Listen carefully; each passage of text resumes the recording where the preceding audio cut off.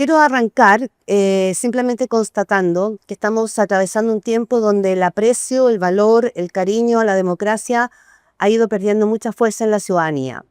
Esa desafección hacia la democracia ya no parece ser un fenómeno marginal. Estamos viendo a través de muchas encuestas que cada vez más chilenos declaran que les da lo mismo vivir bajo un régimen democrático o autoritario, lo que evidentemente abre interrogantes sobre el futuro de la legitimidad política en nuestro país.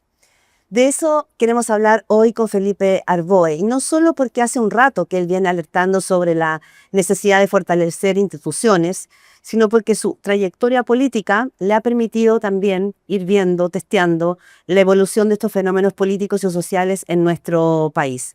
Este diálogo abre un ciclo de conversaciones organizadas por la Universidad San Sebastián, justamente sobre democracia, y hoy hablaremos sobre cómo las acciones cotidianas de la política moldean y desafían nuestra convivencia democrática. Felipe, un gusto, ya nos hemos entrevistado muchas veces a lo largo de los años.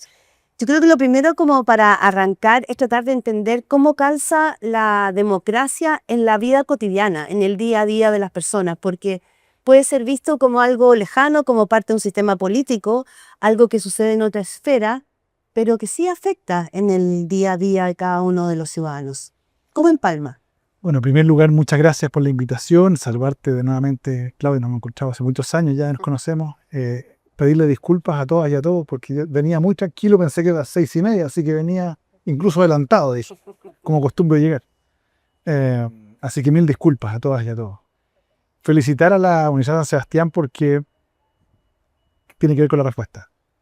Porque la democracia no puede ser una actividad que solo quede circunscrita a elegir autoridades, sino que la democracia también es, en lo cotidiano, es la posibilidad de escucharnos, de dialogar, de entender lo que está pasando, más allá de los personajes que se vean en televisión o se escuchan en las radios. Esta es la posibilidad de que horizontalmente uno pueda enterarse de aquellas cosas que a lo mejor no son políticamente correctas decirlas en el diario o en la televisión, pero que en un diálogo más franco, más horizontal, creo que surgen como una necesidad cotidiana de entender y de preocuparse de lo que está ocurriendo en el país. La democracia de los antiguos, en Grecia, era una democracia donde más bien lo que había eran decisiones colectivas. Todos se juntaban en torno a un espacio común y decidían colectivamente. Y la democracia de los modernos, que los griegos inventaron, fue cuando alguien dijo, oiga, ¿sabe? Yo quiero desarrollarme como persona, como ser humano, y no tengo tiempo para estar todo el día dedicado a resolver los problemas de la polis. Entonces le vamos a encargar a alguien, a algunos o algunas que se hagan cargo de esto, que resuelvan. Y ahí nace lo que conocemos hasta el día de hoy como democracia representativa, ¿no? Que los griegos designaron a un conjunto de gente para que se hiciera cargo de la polis mientras otros podían también desarrollarse en su individualidad, o más bien en su espiritualidad o en su vínculo familiar. Pero los griegos tenían esa preocupación constante por la polis. Entonces, si bien delegaban en otros, no renunciaban al cuidado y la protección de lo que entendían por vida en comunidad. Y la democracia en lo cotidiano lo vivimos, lo encontramos en la posibilidad de dialogar, en la posibilidad de participar de ciertas organizaciones vecinales eventualmente o funcionales, lo que uno quiera. Y también, creo yo, la debiéramos encontrar en la posibilidad de ejercer nuestros derechos, no entendidos estos solo como mi relación con el Estado en cuanto consumidor, en cuanto titular de un derecho, sino más bien en cuanto personas, ¿no? Porque hay un conjunto de cosas que no tienen por qué ser ilegales para que no sean adecuadas. ¿Cuántos de nosotros no sufrimos en nuestro barrio, en nuestra calle, de un conjunto que hemos denominado incivilidades, ¿no? Que no son ilegales? No es ilegal que alguien, no sé, tire un chicle en la calle, o estoy pensando en cosas cotidianas, ¿no?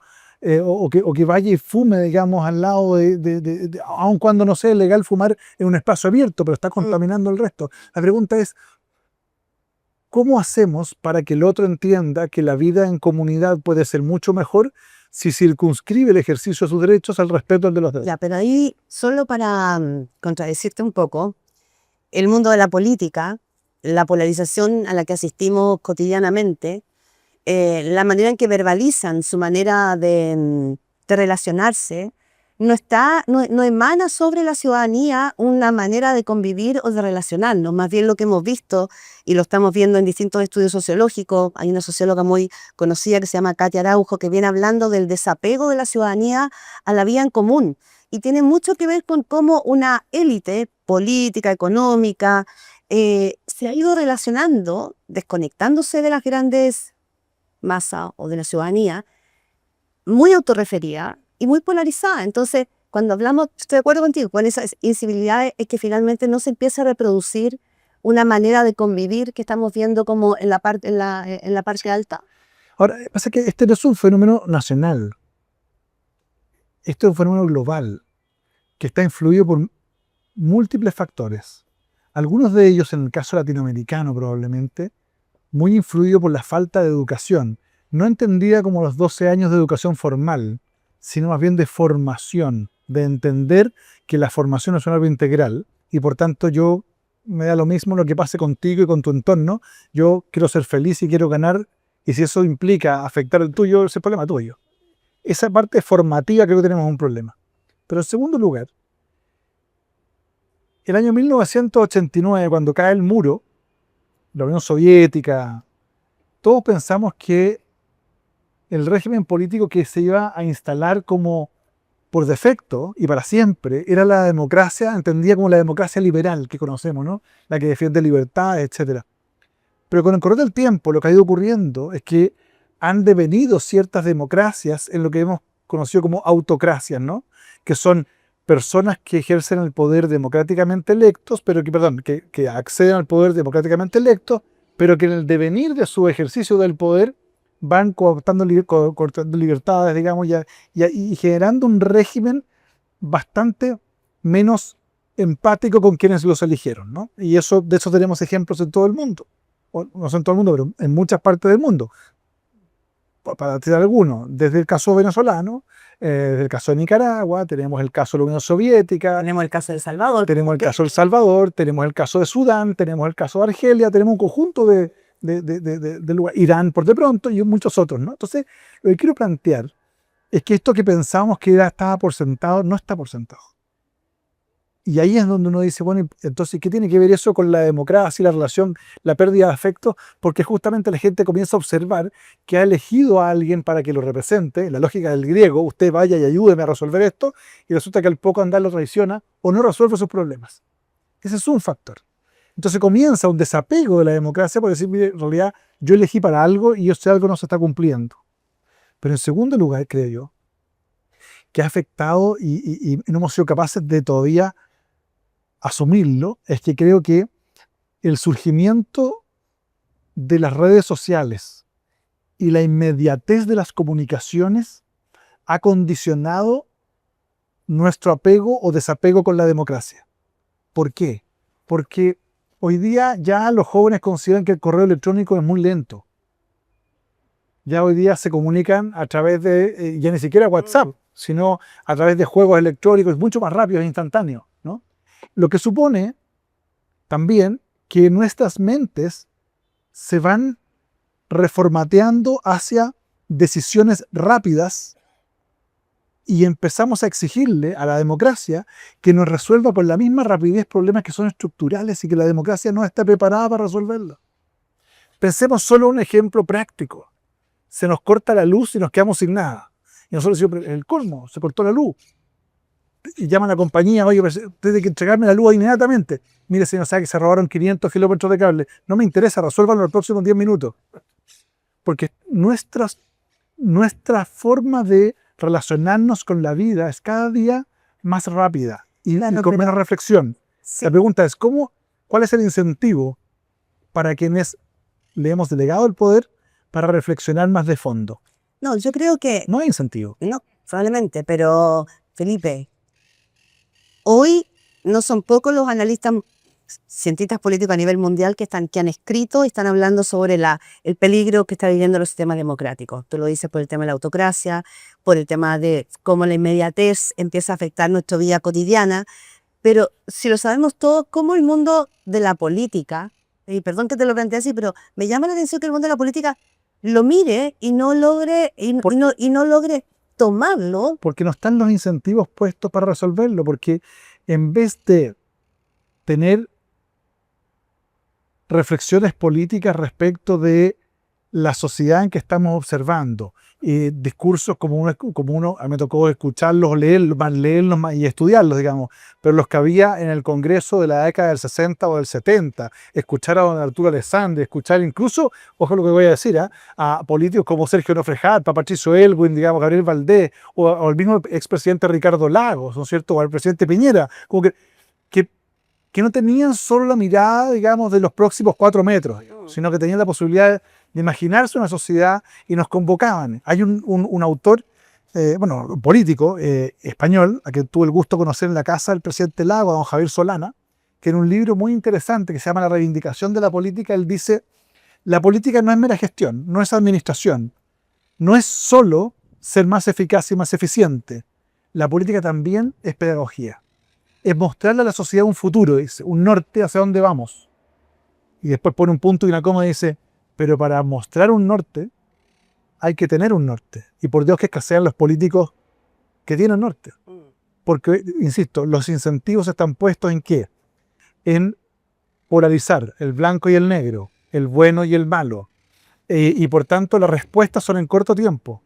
Pensemos que en la reciente elección presidencial, y sin entrar en hacer juicios de valor, tenemos un candidato que obtiene un porcentaje de votos muy alto y donde su discurso era un discurso muy, muy engarzado en el problema cotidiano de la gente. ¿Y qué nos dice eso? Nos dice que alguien, insisto, sin hacer juicio de valor, logró instalar en 140 caracteres de Twitter o de X, o en un TikTok de 14 segundos, el problema que tiene esa persona. Es que cuando va a la farmacia le cobran IVA los medicamentos, o que el de los pañales de adulto también tiene IVA, tiene un recargo, o la tarjeta de crédito, los intereses altos. O sea, ya no está la reflexión de que si queremos una sociedad donde tengamos la posibilidad de desarrollar libertades, pero también garantizar seguridad y que el crecimiento tiene un objetivo final en la vida, que es que la gente viva mejor. Eso no está en discusión. Está en discusión eso otro, y eso otro fue premiado. Ya, pero eso otro es premiado y la pregunta es, ¿por qué? Entonces, bueno, porque incide en el cotidiano de las personas. De lo que se habla cuando estamos hablando de democracia es que no está siendo efectiva. No está siendo efectiva para resolver problemas de la ciudadanía que están viviendo con el precio de los pañales, mira, no solamente que con la salud, sino que probablemente con un montón de otros aspectos de la vida. Entonces, si tú no estás generando eficacia y eficiencia, que no es lo mismo, eficacia y eficiencia en la democracia, se empiezan a generar esta sensación de desapego de la ciudadanía. Yo digo ahí, ¿cómo no es posible que desde la política se entienda que hay que mirar a largo plazo, pero hay que ir resolviendo, conectando, visibilizando a una ciudadanía que siente que va quedando fuera de la mirada de la autoridad? Yo creo que, ¿O no? sí, creo que algunos de los grandes oradores a nivel global, uno de ellos, por ejemplo, era el presidente Obama, que tenía la capacidad de mostrarnos el futuro geopolítico, y en el mismo discurso decía, tal como dice la niña de acá que necesita una modificación en la escuela autista, por ejemplo. Él tenía capacidad de ir y volver. El presidente Lagos tenía esa capacidad de ir y volver rápidamente a lo cotidiano y saltar al otro lado. Pero yo no observo hoy día, en el escenario político, en la escena política, dirigentes y dirigentes que tengan la capacidad de mirar más bien al futuro, sino que porque los incentivos están puestos, insisto, en la resolución del problema de corto plazo. Cuando se vota por un senador o una senadora, yo recuerdo cuando ejercía senador en la región de Ñuble, déjenme decirle que me quedo corto probablemente si digo que el 80% o el 90% de las peticiones que yo recibía eran temas municipales. Entonces era mejor o peor senador el que estaba más tiempo en el club de Rayuela, el que entregaba los lentes a la gente que no tenía lentes, o el kilo de harina cuando había desempleo, pero no el que legislaba. Muy pocas veces me preguntaron por una ley. Entonces, el incentivo electoral a quien hoy día está dirigiendo la política del país no está dado en la reflexión. Es más, se critica cuando un proyecto de ley se demora 1 año en el Parlamento. Perdónenme, yo siempre reivindiqué, no digo que deban 7 años, pero un proyecto de ley que dura 1 año perdón, merece mi respeto que haya reflexión respecto, porque una mala ley afecta la convivencia. Entonces, este distanciamiento también tiene que ver con que los incentivos a las autoridades electas están mal puestos, por un lado.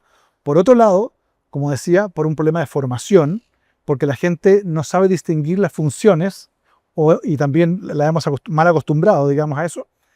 Y tercer lugar, a mi juicio, porque a Chile le falta un propósito. Yo creo que Chile no ha encontrado un propósito. Es hacia dónde vamos. Los propósitos son aquellas miradas de largo plazo que permiten aunar esfuerzos transversalmente más allá del corto plazo. Que es cierto, no podemos convocar a alguien para decirle, mire, mi amigo, no se preocupe, tenga hambre hoy porque en 20 años más, no, eso no va a servir. Entonces el político, el sistema tiene que ser capaz de mirar hacia allá y resolver el hoy día.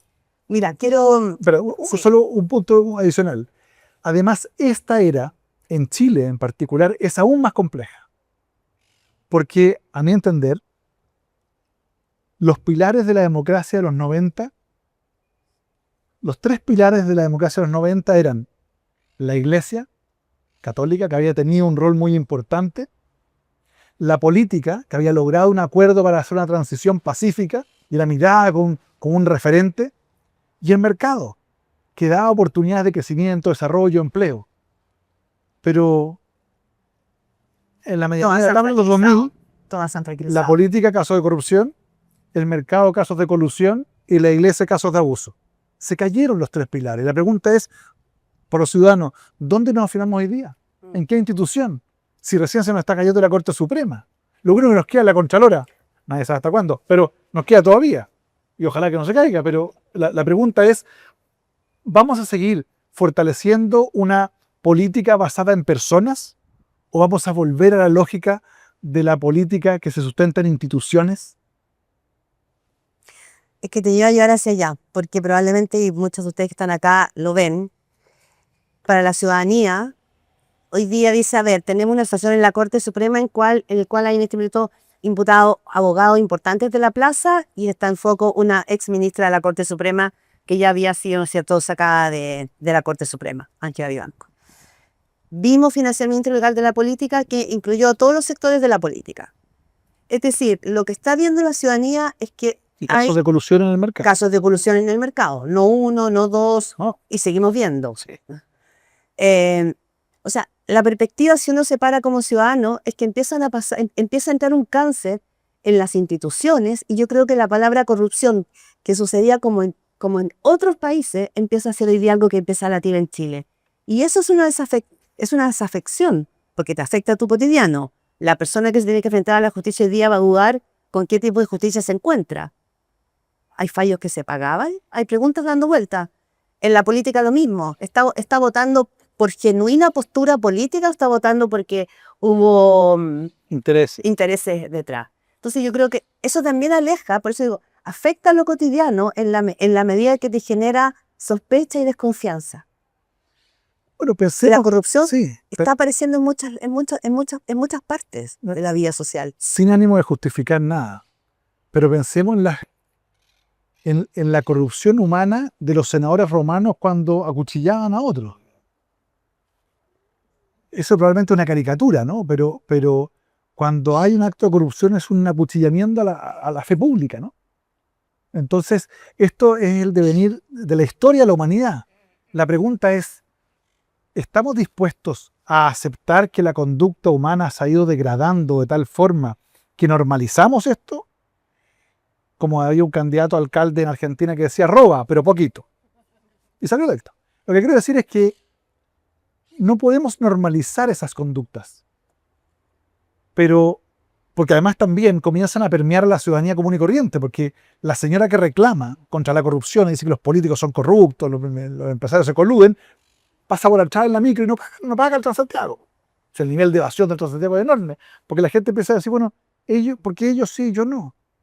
Entonces comienza una especie de círculo vicioso de degradación de conductas. Y no quiere decir con esto que yo vaya a hacer un juicio moral, no soy quien para hacerlo, sino más bien para hacer un análisis sociológico de lo que está ocurriendo. Entonces, la pregunta del ciudadano es a la lógica del chapulín colorado. ¿Y ahora quién nos va a defender? si no tenemos una política, no tenemos la iglesia, no tenemos el mercado? Aquí, ¿quién nos va a defender, no? Esa reflexión, que es muy válida en los tiempos de hoy día, yo creo que todavía no tiene respuesta. Y quería sumar otro punto que podría estar también dentro del cotidiano y el valor de la democracia, y este tema tú, Felipe Arboe, has estudiado mucho, estás trabajando en el tema, fuiste ex subsecretario de Carabineros del Interior. Me refiero al aumento por la preocupación del narcotráfico, de la violencia, del crimen organizado, que evidentemente ha impactado en forma negativa el aprecio por la democracia y también por las libertades. El día, la encuesta del Centro de Estudios Públicos nos dice que cómo ha aumentado el porcentaje de personas que prefieren optar por su seguridad en vez del sistema democrático.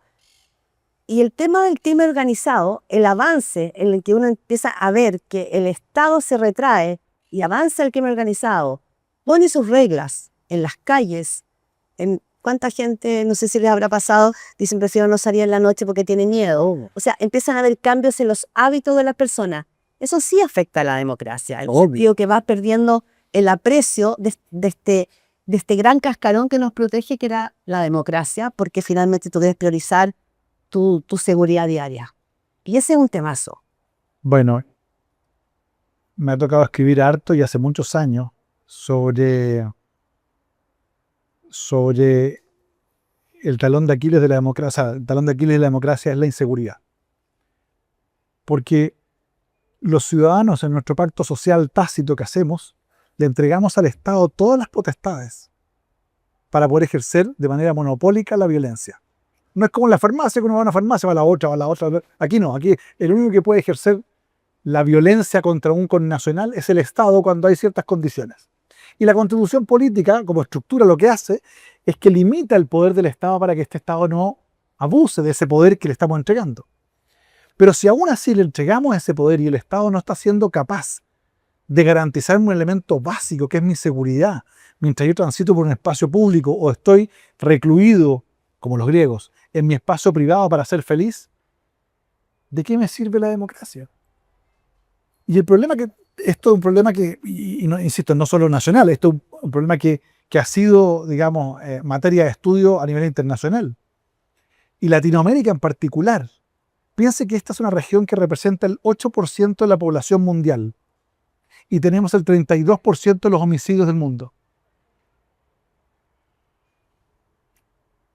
Latinoamérica es una sociedad muy violenta, donde ciertas personas están dispuestas a morir por plata, pero no por convicciones.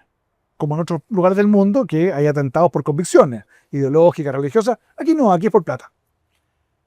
Y eso es un problema, porque esas redes que se van generando, primero en los países y después se van extendiendo, usan los territorios. Y las democracias no han sido capaces de enfrentarlo de manera eficaz, eficiente y oportuna, distinguiendo los tres conceptos.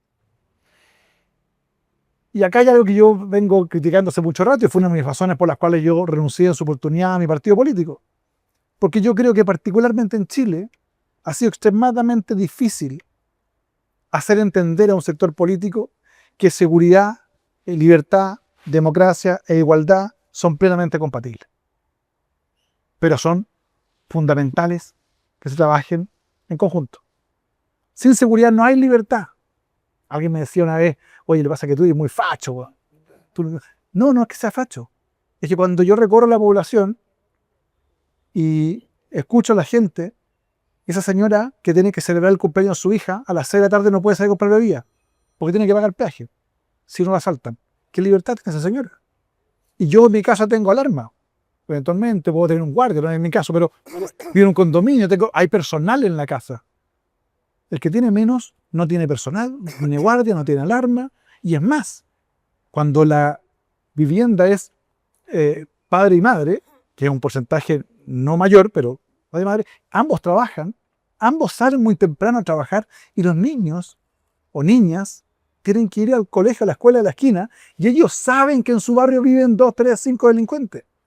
Imagínense la angustia de trabajar, irse a trabajar sabiendo que sus hijos, porque el sistema así lo establece, no están asegurados. Entonces, ¿qué afecto tengo yo con la democracia? Si a quien yo le entrego la responsabilidad y confío en que me va a defender, no solo no me defiende, sino que además hoy día encontramos cierto enquistamiento del crimen organizado en ciertas instituciones. Eso es extremadamente delicado. Ya, pero la pregunta entonces es, ¿cómo llegamos a eso? No quiero hacer paradigma de ningún país, pero uno entiende que Colombia vivió en los 90 situaciones muy complejas con el narcotráfico. El crimen organizado es mucho más que solamente el narcotráfico de drogas. Obvio. Son mercados ilegales, son trata de personas, o sea, se abrió el abanico. ¿Cómo llegamos, cómo Chile A ver, llegó hasta ahí? pasa que primero hay que distinguir. Sí. Yo distinguiría porque uno en general escucha que hay una banda que robaba autos, crimen organizado.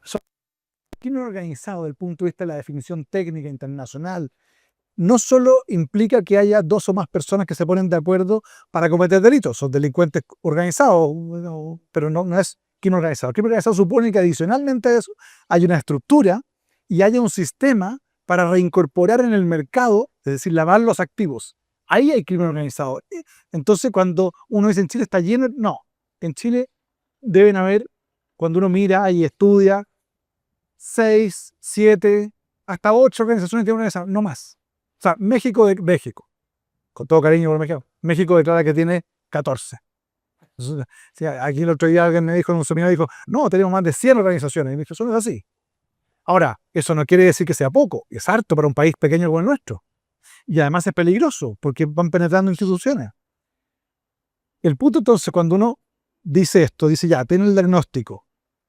¿Cómo se actúa? Bueno, se actúa con inteligencia, no con la fuerza bruta. Si el crimen organizado es mucho más inteligente, por algo se llama crimen organizado, porque tiene una capacidad de penetrar instituciones, de lograr impunidad, de generar riquezas para poder financiar más actividades delictivas. ¿Cuál es el problema de Chile? Es que a Chile llegaron bandas de crimen organizado a sondear, a ver si Chile era un país atractivo para esto o no. ¿Y qué es lo que ocurrió? Tuvimos el año 2023 una explosión del delito de homicidio. ¿Y por qué lo digo? Chile tiene una tasa histórica de homicidio de 4 homicidios cada 100.000 habitantes, más o menos. El año 2023 llegamos a 7 cada 100.000, casi duplicamos. Y después empezó a bajar. Entonces yo escuché a la autoridad decir, oye, ahora sí, estamos bajando. No. Lo que ocurrió es que mataron a todos los que tenían que matar y ahora ya dominan el mercado. Sometieron a la banda local. ¿Y por qué en Chile hay tanto temor? Porque el delincuente nacional, esto no es un homenaje al delincuente nacional, sino que para que lo entiendan, el delincuente nacional tiene una especie como de código de ética tácito, donde había proporción entre el daño causado y el bien obtenido. Cuando aparece la droga, o llega el crimen organizado, o bien llega el delito centroamericano, no hay proporción entre el daño causado y el bien obtenido. Por 5.000 pesos le puede poner un balazo en la cabeza. Entonces, eso es lo que nos genera miedo. Y lo que es peor, porque nosotros estamos acostumbrados, los que tenemos hijos, a decir, oiga, si Dios quiere te llega a pasar algo, entrégalo todo, no te metáis en lío. Ni eso, en este escenario delictual internacional que tenemos en Chile, está asegurado. Porque les da lo mismo, Ahora, uno va a ser racista. sí, igual. Me ha tocado entrevistar a fiscales a cargo del crimen organizado que te dicen que, ojo, que lo que ha cambiado en Chile también es que las bandas nacionales ya se pusieron a la misma altura y siguen siendo tan crueles y violentos como las bandas extranjeras. Me lo dijo un fiscal a cargo, digamos, del grupo ECO. Entonces te dicen, nos estamos encontrando como que si fueran solo bandas extranjeras, pero las bandas chilenas se están operando con el mismo nivel de violencia. Y solo una cosa, en el caso de Amoroso, cuando tú dices ya mataron en Rosario, en Argentina, fue muy interesante porque se empezaron a disputar territorio y no es que ganó una sobre otra, es que la autoridad y la policía, te lo dice el jefe de policía de Rosario, terminaron pactando y diciendo, sabes que tú vas a vender la droga de acá para allá y tú de acá para allá. La gente, en lo cotidiano, la gente empezó a hacer una vida normal, pero no es que el crimen organizado fue erradicado de Rosario. Entonces, es muy ambigua esta situación porque te afecta tu vida, tu sensación, tu miedo. Ahora, para que no todo sea negativo, estoy de acuerdo contigo, pero para que no todo sea negativo, el tren de Aragua en Chile ha retrocedido. y ha retrocedido porque hubo más de 50 condenas en corto tiempo. Y en eso se hizo bien. Se está haciendo bien. Pero no es la única banda. Y por tanto esto hay que seguir. Y aquí uno de los planteamientos que yo he hecho hace ya un buen rato, sin ningún tipo de éxito, por cierto, pero es que en un escenario donde el crimen organizado usa los territorios, no tiene ninguna lógica tener crimen organizado y un Estado desorganizado. Y por tanto lo que se requiere es que primero se acabe esta división de que, mire, yo no puedo hacer esto porque hasta aquí nomás llego. No. Claro. Ahora, a mi juicio, debiera desaparecer, debiera reformarse el Ministerio Público y eliminar todos los fiscales regionales y tener un fiscal de drogas para todo el país. Porque resulta que el Tren de Aragua originalmente estaba en Arica, después estaba en Antofagasta, después lo encontraron en Valparaíso, en Santiago, en Ñuble, en Puerto Montt. Entonces, todo eso estaban en fiscalías distintas. Y no siempre los fiscales conversan entre sí.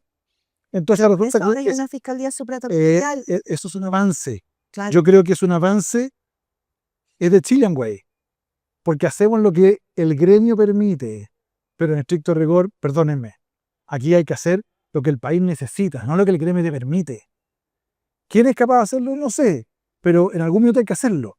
Y lo que el país requiere son fiscales especializados con competencia en todo el territorio nacional. Lo que el país requiere es que Carabineros e Investigación no sigan peleándose las investigaciones y que haya un trabajo conjunto de inteligencia. Lo que el país requiere es un sistema de inteligencia que donde la izquierda no tenga el prejuicio de que me van a investigar y que la derecha no diga, mira, no, se va a investigar esto otro. Un sistema de inteligencia. Todas las democracias sólidas tienen sistemas de inteligencia que permiten evitar la afectación estructural del sistema democrático. Me tocó una conversación larga con el ex primer ministro de España, Felipe González, también en la casa del presidente Lago, y Felipe decía que le tocó lidiar con la ETA, y no exento de problemas, los GAL y todo, no exento de problemas. Él decía, logramos derrotar en democracia a la ETA, que finalmente la desactivaron completo, y dice, no exento de problemas, pero pusimos el foco en eso y coordinamos a todos los estados. En Chile falta una coordinación de Estado. Voy a poner un ejemplo práctico. Me tocó a mí, no me lo contaron. Era subsecretario del Interior y como tal tenía a mi mando todos los pasos fronterizos habilitados. Paso los Libertadores, etc. Entonces resulta que se produce una disputa entre aduanas y la PDI. Porque la PDI dice, oiga, la gente de aduanas no está revisando si hay droga. Nos encargan todos nosotros. Y aduanas dice, yo estoy encargado de las mercancías. Es decir, si usted trae algo que infracciona la propiedad intelectual o no pagó los impuestos, no entra, pero si es droga yo no me puedo meter porque es peligroso. Pero ¿cómo? Si es el mismo paso fronterizo. Entonces yo encargué a la gente de investigación y carabineros que se metieran en lo que ellos llaman la zona primaria, que es donde está aduana. Me hicieron un paro en aduana. El director de aduana me dijo que esto era el colmo, me llamó el ministro de Hacienda, nuestro Andrés, y me dijo, oye Felipe, estás metiendo en problemas, no molesté a la gente de aduana. Le dije, oye, perdóname, yo tengo por objetivo evitar que entre actividad terrorista, armas, drogas, y obviamente si están en el paso fronterizo. Bueno, aduana me dijo, mire, ¿sabe qué? No lo vamos a permitir, esto es ilegal, recurso de protección. Resultado del asunto de que usted no quiere cooperar, no, ¿sabe qué? El paso es mío, así que usted agarra su máquina y se va para afuera. Y ahí recién entendieron. Pero quiero decir que no hay cultura de cooperación. El Estado tiene que organizarse en función de objetivos, no en función de lo que el gremio permita. Si es nuestro principal problema. Se creó un Ministerio de Seguridad, y yo en esto fui súper crítico de la Carola Toa. Ella anduvo por todos lados diciendo, oye, hice un gran acuerdo, lo que no pudieron hacer en 10 años lo hice yo. Sí, es re fácil hacer un acuerdo malo, con complicidades de ambos lados, porque todos querían decir que hubo un Ministerio de Seguridad. ¿Estamos todos de acuerdo que tiene que haber Ministerio de Seguridad? Sin duda. ¿Pero qué le ocurrió? En Chile, el ministro de Seguridad no tiene mando sobre gendarmería, con todo el lío de las cárceles, no tiene mando sobre migración y no tiene mando sobre inteligencia. ¿De qué sirve el ministro de Seguridad? Tiene menos información y poder que el que tenía yo como subsecretario. ¿Por qué? No, es que lo que pasa es que los gremios querían que fuera lo mismo, entonces creamos 2 subsecretarías. Bueno, ¿y cuándo se van a poner los pantalones en vez de crear subsecretaría y ministerio? Hacen algo que sea en función del objetivo, no en función de lo que el gremio permita. A propósito de la democracia, Felipe, eso pasa Sí, se en aprobó. sí, pero pasa en todas las instancias del Estado. Cuando un ministro de Hacienda quiere llevar adelante una reforma en el sistema de salud, tiene el gremio de salud que también, o sea, todos los actores empiezan a movilizarse. Por eso el punto de este conversatorio y es cómo esa democracia llega a la vida de cada uno de nosotros, porque finalmente en algún punto se traba. Pero te quería decir solo una cosa breve que se me vino a la cabeza. Hace como 2 años atrás, yo escribo entrevistas políticas en La Tercera, fui a entrevistar al alcalde de Pedro Aguirre Cerda. Había una discusión en el Congreso si había que tener militares, no había que tener militares, bueno, En seguridad. en seguridad. Entonces, el mundo de la política estaba en una nube, en una discusión larga, sofisticada, y voy a Pedro Aguirre Cerda y el señor me dice, mira, aquí a las 6 de la tarde la gente se guarda en su casa sola. No hay toque de queda. Te falta impuestos. Aquí, cuando tenemos que hacer un evento, alcalde, en la plaza, he tenido que salir 4 veces arrancando de la plaza por tiroteos.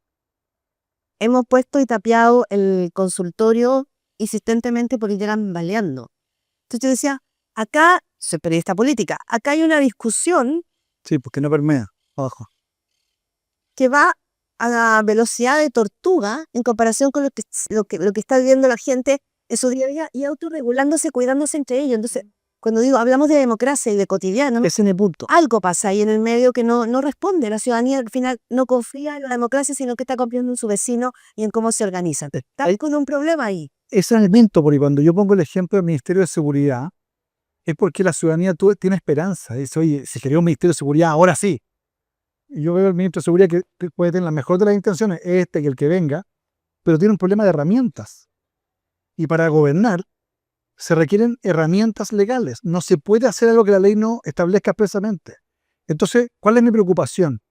Es que venga una nueva decepción y se vuelva a discutir entonces en el Parlamento por 3 años más, modificaciones a la ley, cuando en realidad en Pedro Aguirre Cerda o en Los Álamos o en Contulmo la gente no puede circular tranquilamente. Entonces, ahí es donde entra el discurso fácil, el de 140 caracteres, ¿no? Bala o cárcel, cementerio, no sé. La gente dice, esto me hace clic porque me resuelve el problema del día. No lo va a poder hacer, pero cree que lo va a poder hacer. Entonces empieza a generar esta desafección porque yo, insisto, le hemos encargado al Estado que me cuide y no me cuida. Yo me tengo que cuidar y tengo que cuidar a mi entorno o mi entorno inmediato. Y vivimos con cierta inseguridad permanente, ¿no? Y eso es un problema. Y cuando digo inseguridad no me refiero solo a la inseguridad frente al delito. No, Cualquier es si la inseguridad total. eso es. Es si te enfermas, Si o te sea, enfermas, no tienes certeza de que te vayan a atender oportunamente. Si tienes una enfermedad, no sabes si el sistema previsional te va a acompañar. Si vamos a llegar a una edad determinada, es un plazo, no es una condición, un plazo en el cual vamos a tener que jubilar y no es que lo sepamos si vamos a poder mantener, sabemos que vamos a tener pensiones muy bajas. Entonces, frente a esos constantes miedos, la pregunta es ¿por qué la ciudadanía debería confiar o estar agradecida de su sistema democrático si es que no conoció lo otro? Sobre todo. O bien, si la lógica del poder circular libremente tampoco le hace pero mucha... ¿cómo se le puede dar un valor nuevamente al sistema democrático como una manera de habitar el mismo espacio importante para todos, con resguardo de nuestras libertades? ¿Cómo no Yo cómo creo, no van a haber sí, salidas y hay salida, espacios? hay salida, insisto, hay salida. Lo que pasa es que el camino para obtenerlas es un camino de ripio, ¿ya? Porque va a implicar ciertos conflictos. Pero en algún minuto, el Estado chileno tiene que dejar de vivir en el mundo del Fiat 600 y pasar, digamos, a los autos que hay hoy día, a estos autos eléctricos, ¿no? Porque la sociedad va mucho más rápida que lo que va el Estado detrás. Y necesitamos, y yo vengo de una vertiente política socialdemócrata que cree que el Estado tiene un rol en la sociedad. Yo creo que tiene un rol importante. Porque yo no le puedo pedir a una empresa privada que se haga cargo del problema social de sus trabajadores. Eso no es su rol. Ellos tienen que producir y tratar bien y pagarle bien a sus trabajadores. Pero el problema de las deudas de los trabajadores no es el problema de la empresa. Pero el Estado tiene que tener un rol ahí en acompañar, en ayudar. Bueno, pero ese es un Estado eficaz, eficiente, flexible, y que facilita la vida del resto, no como es hoy día, donde uno observa con estupor que uno llega con un proyecto y me dice que mira, quiero hacer un proyecto y voy a generar 2.000 empleos. Ah, no. Y ocurre, no sabe que no va a poder hacer nada. Entonces él va a hacer un listado completo de lo que tiene que lograr. Llega el señor, logra todo eso. Mire, sabe que no es tan así, porque además, y empieza. Y teníamos una empresa alemana en el sur de Chile que se demoró 7 años, no sé cuántos años fue, 7 o 10 años, en hacer un estudio y no sé cuántos millones de dólares. Y es loable que todavía sigan ahí. Pero uno dice, ¿en qué minuto el Estado, que tiene que facilitar con el cumplimiento de la ley, facilitar las cosas, comienza a poner trabas, que son las que finalmente impiden que se puedan desarrollar los negocios, generar empleo, crecimiento, que el empleo genera riqueza para la familia y que la economía se empieza a mover, ¿no? Entonces, yo espero y aspiro a que quienes gobiernen entiendan que está muy bien plantear la redistribución, y yo creo en la redistribución como un elemento necesario de paz social, de justicia social, pero para redistribuir hay que tener, y para tener hay que crecer. Sí, bueno, tú planteas finalmente una enorme encrucijada, y es como finalmente se logra combinar esta necesaria convivencia y certeza de los ciudadanos con una política que va a tener que ir respondiendo justamente con todas estas amenazas que tú dices. Mm. ¿Cómo se van abriendo esos espacios? Mira, Argentina tiene todo lo que tú decías, altísimos niveles de corrupción, altísimo. O sea, hay trabajadores ñoquis que nunca han pisado una oficina y el día 28 llegan a cobrar. Y además, le depositan. Le depositan. Tienen un mundo político muy desprestigiado. Tiene como dicen ellos, un quilombo. Pero aún así, cuando tú caminas por las calles de Buenos Aires, la gente se saluda, va al negocio a la esquina, conversa con el panadero, te saluda en el metro, se van a los parques.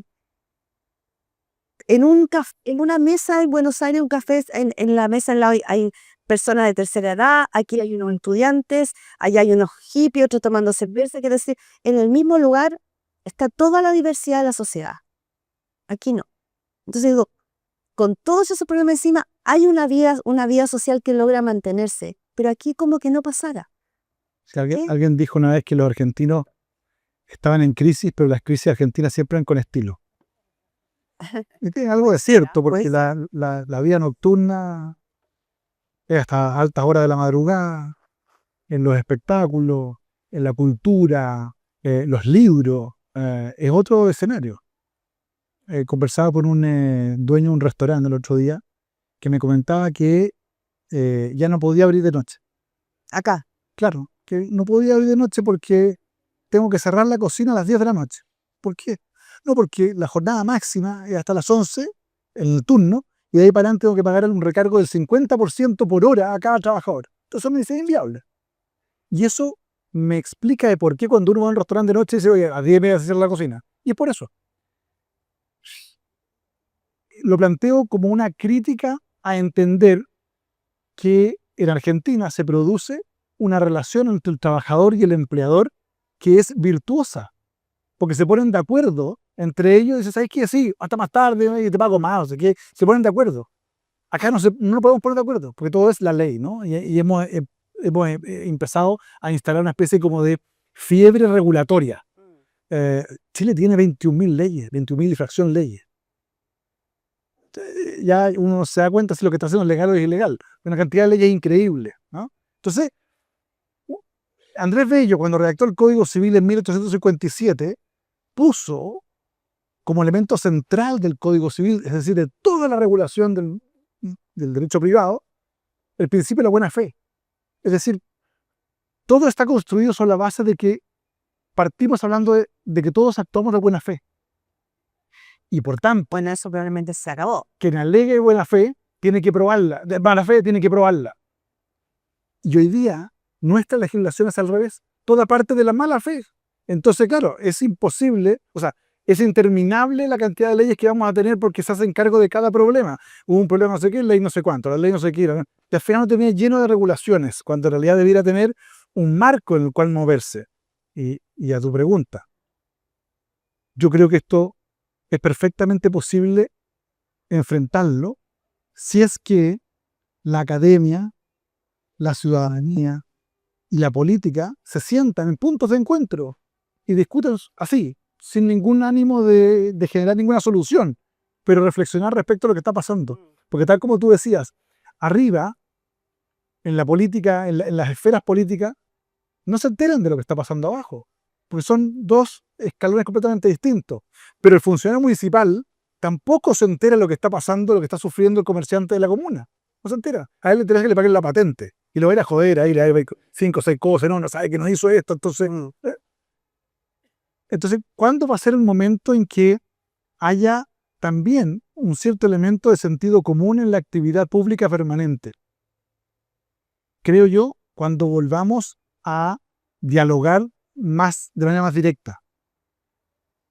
Si uno conversa hoy, con ciertos funcionarios, consideran que lo están haciendo increíble. Y yo me río y digo, ya, pero... No. Y ellos argumentan. Y yo, para no personalizarlo, me pasó en la Convención Constituyente. En la primera, en aquella, en la buena. Yo fui de esa.